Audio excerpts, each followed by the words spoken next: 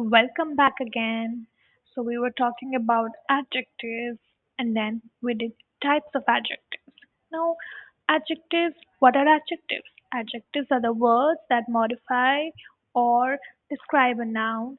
There are many types of adjectives like quantitative, qualitative, descriptive, demonstrative, right?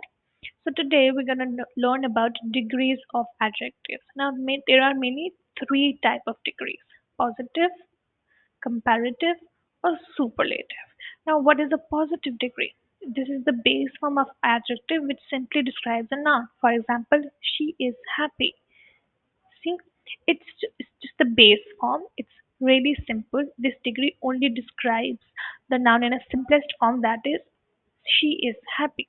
Okay, then there's comparative degree. Comparative degree used to compare two or two things or people. For most adjectives, this is formed by adding er or using more or less.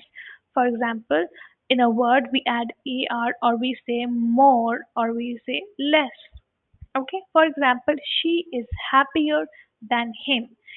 See, here the picture describes this person is happy than this person. So we will say adjectives in a comparative degree like he is happier than him. We added er in front of happy. Or for example, whenever we compliment somebody, we say compliment somebody between two people. We say she is more beautiful than that person, or she is more beautiful than that her sister, right? Then the third is superlative degree.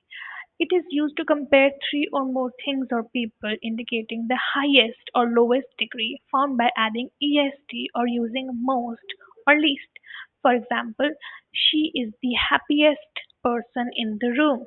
See, she is the happiest. We added est in front of happy, and we say she is the happiest person in the room. Or let's say, in a group of people, we want to describe a person. We'll say he is the most intelligent of all the people, right?